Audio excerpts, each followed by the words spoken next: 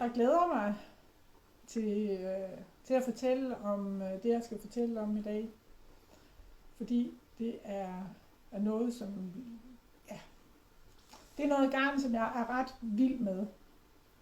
Jeg var på en vævemesse i Halmstad for et par år siden, og jeg havde luret, at der ville være en standholder med noget finsk uldgarn. Og jeg synes simpelthen, det havde de mest fantastiske farver. Så jeg var meget, meget spændt på, om det var noget, som var egnet til at strikke med, og hvad det i det hele taget var. Og jeg fik snakket med Anna, som er den, der laver garnet. Hun er en finsk tekstildesigner, som er knaldhamrende dygtig og specialist ud i plantefarvning og tekstiler, og hun kan alt muligt spændende. Hun kan væve, hun kan strikke, lige nu der tufter hun rigtig meget og laver nogle rigtig fantastiske ting. Jeg fik kigget nærmere på det der garn op i Halmstad, og jeg blev fuldstændig forelsket i det, fordi at det bare er noget helt specielt. Og det er jo så det, jeg vil fortælle jer om i dag. Hvorfor jeg synes, det er så specielt. Garnet er et uldgarn, og der findes jo mange fåreracer. Men oppe i Finland er der finuldsfåret, som er en helt lokal finsk fårerace. Og de finske får, de går og hygger sig oppe i Finland. De skal ikke, ligesom i Island og på Shetlandsøerne og sådan nogle steder, kæmpe med rigtig meget sådan barsk vind og vådt klima og sådan noget. De skal kunne tåle høje temperaturer og rigtig kolde temperaturer, så deres uld har ligesom genetisk udviklet sig til at være tilpasset det klima. Og det betyder for denne her ulds vedkommende, at den er rigtig blød, og den nærmer sig merinould, uden at være det. Det er ikke merinould, men det er finuld. Og det er jo det garn, som danner udgangspunkt, eller det uld, som danner udgangspunkt for det garn, som Anna laver. For hun er nemlig også vild med det. Og Anna er jo tekstildesigner og specialist i plantefarvning, så hun har arbejdet de sidste mange år på at lave en produktion af det her garn. Og det er lidt særligt at lave en produktion af plantefarvet garn i den skala, som hun har lavet det. Det er stadigvæk småskala, og der er ikke ret mange forhandlere af det her garn. Og udover mig er der et par enkelte andre, som har noget garn, men jeg er den primære forhandler i Danmark.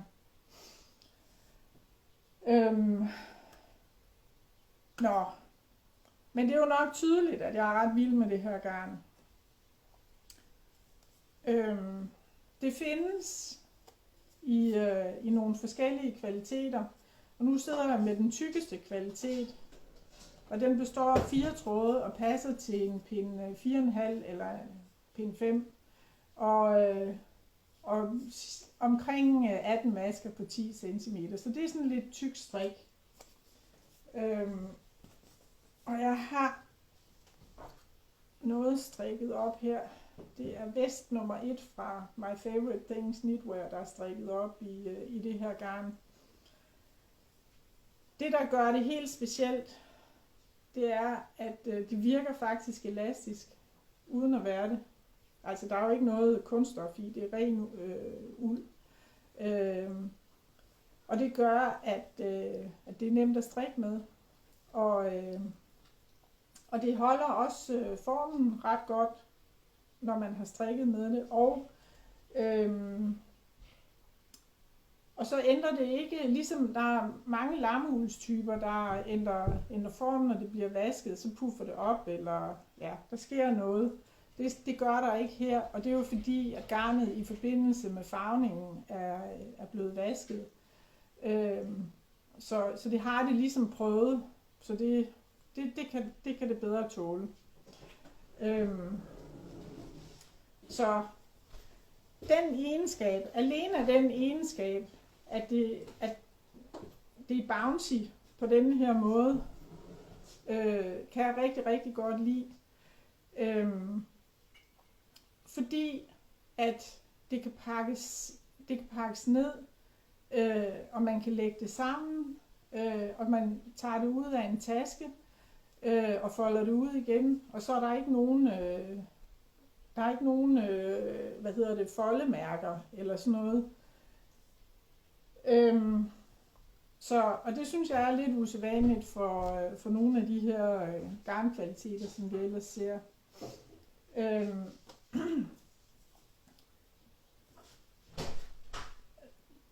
Det, der også er specielt ved det her, det er, at det er kamgarn. Og det er jo sådan noget garnnørderi på en eller anden måde, og der er mange, der ikke ved, hvad kamgarn er. Jeg ved det også kun fordi, at jeg har stødt ind i det her garn her og fået det fortalt fra Anna, hvad det egentlig betyder. Det betyder, at man sorterer de korteste fibre fra. Jeg ved ikke, om det gør noget ved oplevelsen af, om garnet krasser eller ej, men jeg synes nemlig heller ikke, at det er så tilbøjeligt til at krasse, som nogle andre garntyper kan have. Og så gør det jo også, at det er enormt stærkt. I gamle dage, der brugte man jo kramgarn til gulvtæpper og sådan noget, fordi at det var meget stærkt. Man gør også det, og det er jo det, det er der, hvor kam og kæmning ligesom kommer ind i det, at man kæmmer garnet og lægger fibrene, så de ligesom bliver ordnet fint i garnet. Så det giver det styrke, og som vi så også kunne se før med den der bounciness der, så giver det også smidighed. Og det synes jeg er en utrolig fordel. Og der er sikkert andre garner, der kan det samme. Men jeg synes, det her, det kan noget helt særligt. Noget af det, som det kan, det er jo, at det fås i naturlige farver. Og jeg har lige fået de her farver hjem. Indtil nu har jeg kun haft denne her DK Weight i nogle farvede eksemplarer og et begrænset udvalg. Og det er ret smart at sætte de her ufarvede fede sammen med noget farvet, fordi at de her, de er ikke lige så dyre som de farvede. De her, de koster 150 kroner, de farvede fede koster 190.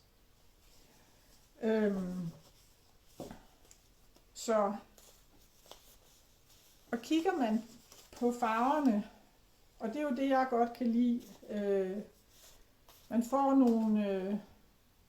jeg synes bare, at det er nogle sindssygt flotte farver, Anna har fået med denne her plantefarvning, hun har lavet. Der er selvfølgelig nu har jeg taget nogle af dem, som der er rimelig knald på, men der er selvfølgelig også nogle, som ikke er så kraftige i farven. Men noget af det, som er rigtig, rigtig flot, det er, og det kommer jeg til med den anden garnkvalitet, jeg har, der hedder fingering, som er den trætråde, det er, at man får nogle meget fine skalaer, farveskalaer, altså grønne eller blå, som man kan lege med og lave flotte sjaler med. Så det her, det er tykbassen af det finske. Ja, så den kan bruges til vinterens tykke trøjer, hvis man skulle have lyst til det. Så har jeg en fingering, som løber, jeg tror ikke jeg fik sagt, denne her løber 210 meter på 100 gram. Den næste her, den løber 360 meter på 100 gram. Den passer sådan på pin mellem 3 og 4-agtigt. og en strikkefasthed på mellem 22 og 24 masker på 10 cm. Der findes et væld af opskrifter, som passer til det her garn. Blandt andet Pauline-sweateren. Jeg kan ikke huske, hvad designeren hedder, men den er meget populær og op i tiden. Vi har selv fået lavet en opskrift til et halstørklæde. Et helt klassisk aflangt halstørklæde med løbemasker i. Og det er jo en udfordring for enhver strikker at lade masker løbe, men her der skal man altså gøre det for at få mønstret. Og det er bare ret og vrang, man strikker, og så forskyder man de der løbemasker der hen over strikket. Denne her opskrift hedder Strømninger og er designet af min veninde og strikdesigner Annie Lauritsen, som står bag nogle af vores mest sælgende opskrifter. Så der går 2 fed til sådan et halstørklæde her. Dut. Ser jo lækkert ud, og det er også dejligt varmt, kan jeg fortælle. Så har jeg selv været i gang med at designe sådan en nordisk inspireret bluse i det her fingering yarn, hvor jeg har lavet bærestykket have sådan en mønsterfarve, som så hvor mønstret gradvist går over i en anden ensfarve. Jeg ved ikke, om I kan se, men denne her blå her, den er sådan lidt, den har sådan lidt farvespil i sig, uden at det er vildt. Og det er der mange af de her farver, der har. Når man får det strikket, så vil det have en lille variation i sig. Nogle af nøglerne, der kan man faktisk se det i forvejen, og andre, der bliver det sådan en lille ekstra overraskelse, man får med. Denne her er strikket på pind 3, så den er lidt tæt i det, men det er faktisk med vilje, at jeg har lavet den sådan. Jeg vil gerne have det udtryk. Vi er også ved at få lavet en anden sweater, som har blomsterranker rundt om, eller på kroppen. Og den er strikket på pind 4, og det giver bare et helt andet udtryk. Og tørklædet her er også strikket på pind 4. Så garnet kan begge dele. Denne her sweater, den blev designet sidste sommer. Det er så lang tid, det har taget mig at være i nærheden af at få den udgivet i mit gamle hus oppe i Sverige. Og det hus ligger i Balkeryd, så derfor hedder denne her Balkeryd-sweateren. Der sad jeg en hel sommerferie og lavede strikkeprøver og hyggede mig med det. Den er tilstrikket. Jeg mangler bare at få taget nogle pæne billeder, og så er den klar til at blive udgivet. Og det er jo super spændende, så det glæder jeg mig rigtig meget til. Så der går lige et par uger eller et eller andet, så er vi klar til det. Jeg kan se, at nu jeg sidder og bliver lidt distraheret, fordi at der er sådan nogle vinkehænder på min telefon og små hjerter og sådan noget. Det er så hyggeligt at sidde og se, fordi jeg synes, det er ret mærkeligt at sidde her og snakke alene. Jeg vil hellere snakke med en anden, men jeg må øve mig i det, fordi ellers så kan jeg jo ikke rigtig få fortalt om de her lækre garn her. Det her fingering yarn, det har jeg i rigtig mange forskellige farver.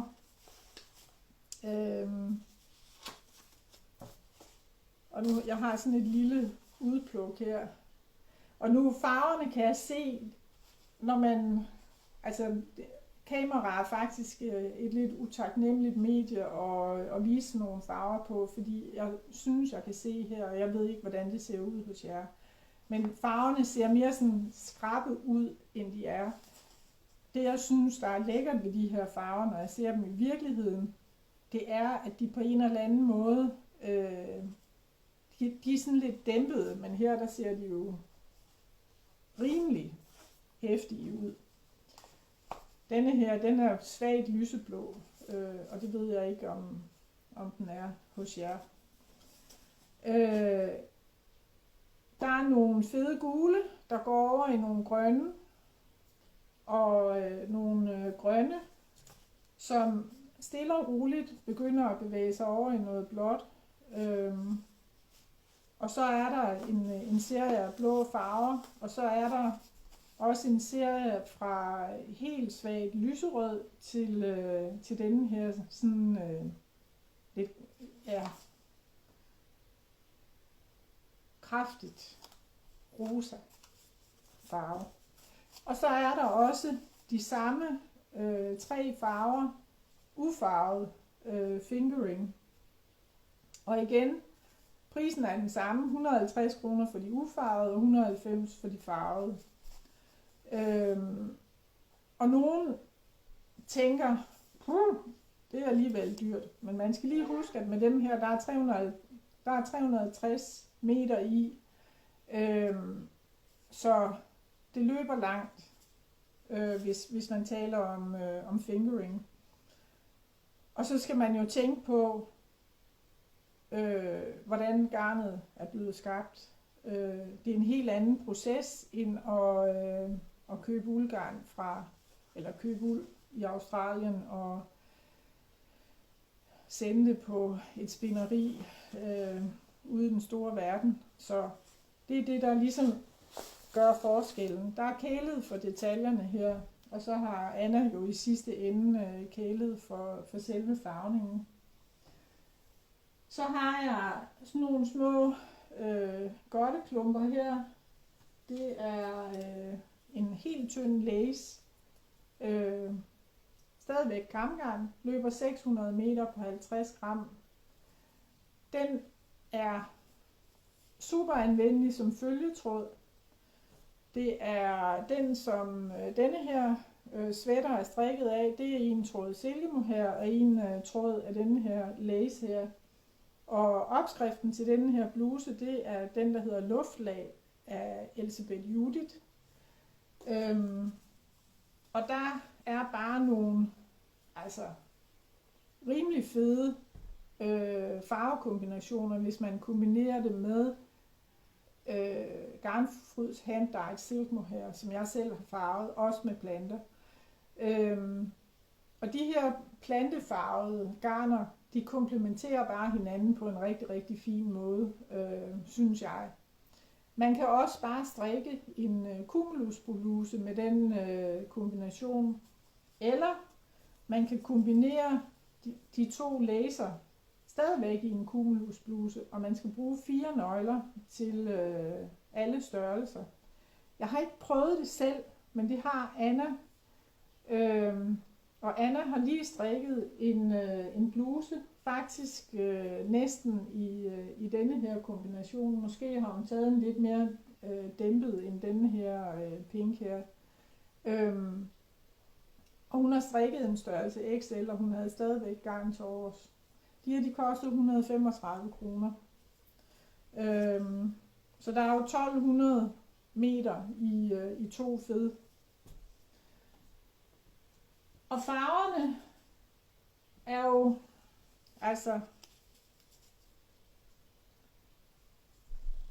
igen, de ser mere krasbørstige ud, end de er, når man ser dem i virkeligheden. Kan jeg sørge med at se min søster Karen med. Er du blevet interesseret i garn, Karen? Men hyggeligt er det. Så sådan en som en følgetråd giver også bare noget. Og igen, denne her trøje, siden den er blevet strikket, har den ikke mistet sin luftighed. Og det er jo fordi, at garnet har den der styrke og smidighed, som de andre garnkvaliteter også har. Så jeg kan varmt anbefale den kombination også, hvis man gerne vil have et helt let udtryk. Og man kan også sagtens tage det op på lidt store pinde. pin 4,5 med 2 tråde af den tynde lace, kan man godt tage den op på. Så får man en helt luftig sweater. Så har jeg noget, som også er lidt særligt af denne her garnkvalitet. Og det er, at der er lavet noget sokkegarn. Og det er sådan nogle 50 grams fed, der løber omkring 100 meter per 50 gram. Så det er et tykt garn. Og jeg tænker, at i Finland, der er man nok mere vant til at gå med tykke sokker, end man er her i Danmark. I hvert fald så er der ikke noget af det der helt tynde garn. De her sokker, det er sådan nogle fjernsynssokker. De er strikket på pin 4. Det anbefales, at hvis man strikker sokker, at man så tager den ned på en pin 2,5 og strikker dem så tætte, som man overhovedet kan, fordi garnet skal kunne filte sammen, og det kan det ikke, hvis det er for løst strikket. Og filtningen, det er ikke sådan, at man putter det i et vandbad med sæbe og alt det der. Det sker, når man går med det, og det er den måde, at man forbedrer holdbarheden af sådan noget sokkegarn.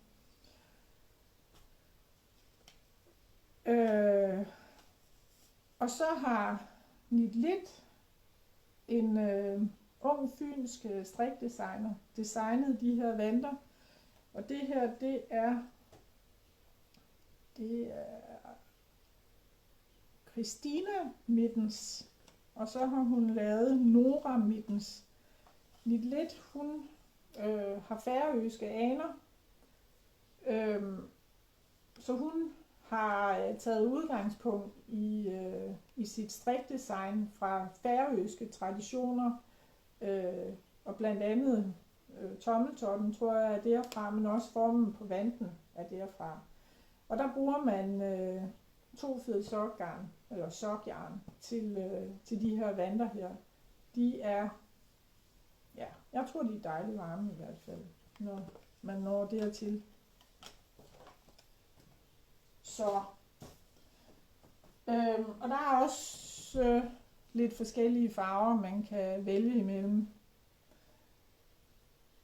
Det var, tror jeg, hvad jeg havde at fortælle om det finske garn, og jeg har helt glemt at sige, hvad navnet er, og det er nok fordi, det har taget mig en rum tid at lære at udtale, og nu bliver det jo nok spejlvendt her. Men mærket hedder Aurinkokehara, og det betyder spundet af solen, og hvis I ser på logoet, så har hun jo antaget hele farvecirklen med. Og det er jo for ligesom at symbolisere det der med, at det er naturens farver, der er brugt til at farve garnet. Så ja, nu sidder jeg lige og tænker, er der mere, jeg skal huske at sige? Det tror jeg faktisk ikke. Så vil jeg hoppe videre til det næste, og det er egentlig bare, at i øjeblikket, der lægger jeg løbende varer ud på tilbud i min webshop. Det er fordi, der er nogle garnkvaliteter, som jeg ikke skal blive ved med at have mere. Det er nogle af onionsgarner, og onionsgarn har næsten altid nællefiber i sig. Og det har de, fordi at nælde er god til at både give styrke og glans til garnet. Og derfor så ser onionsgarn lidt anderledes ud, og det kan også have sådan en lidt meleret effekt. Det er noget, jeg synes, det er noget rigtig dejligt garn, men jeg kan mærke, at der er noget andet, der trækker, så onion må vige for nogle andre garnkvaliteter, som jeg synes passer bedre ind i Garnfods sortiment. Sammen med onionsgarn er der også nogle kits. Jeg har for nogle tid siden lavet nogle forskellige begynderkits med Nitlits opskrifter. Der er til håndledsvarmer og nogle små tørklæder og pandebånd og sådan noget. Så hvis man kender nogen, der skal i gang med at strikke og gerne vil have et begynderprojekt, så kan man i hvert fald prøve at kigge der, fordi der er nogle gode, nemme projekter. Der er også lagt, i sidste uge har jeg lagt både petit knit sweateropskrifter og cardiganopskrifter og garn ind, som passer sammen. Og der er også en terrazzo neckwarmer og et Sophie shawl og alle sådan nogle ting. I kan prøve at kigge derind og se, om der er noget. Og jeg havde faktisk håbet på, at jeg havde nået at lægge noget hæsselgarn. Og nogle af jer ved godt, hvad hæsselgarn er. Der har jeg lidt af det, der hedder song. Og det kommer også på tilbud, så, fordi det skal jeg også af med. Jeg er i gang med at sammen med min mand at få bygget vores hus om, så jeg får et fint nyt showroom. Så deadline er, at jeg kan indtage mit nye showroom her i huset med et opryddet garnlager. Det kunne være lækkert, men nu må vi se. Yes. Jeg er glad for, at I har kigget med.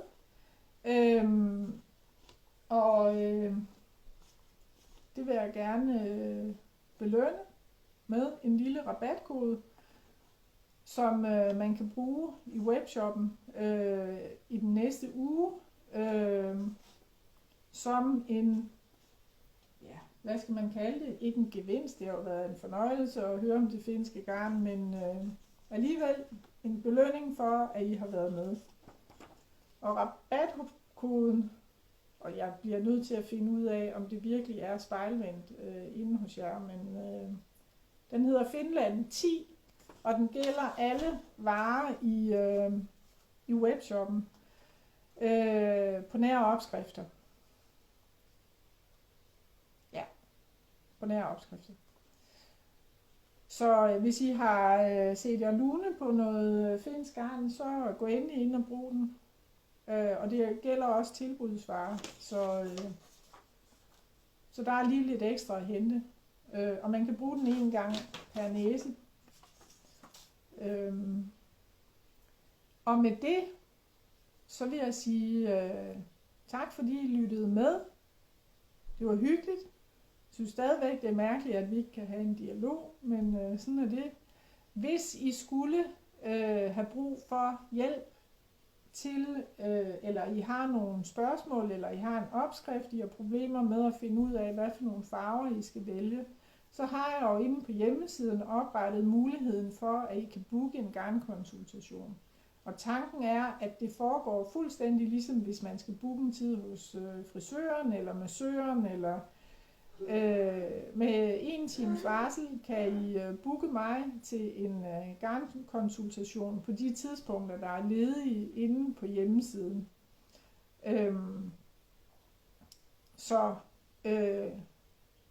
Og det er jo selvfølgelig med henblik på, at man har et eller andet konkret projekt, man gerne vil have hjælp til. Så den mulighed er der også. Og så vil jeg ønske jer en rigtig god mandag aften. Og ja, tak fordi I kiggede med. Og vi ses en anden gang. Hej.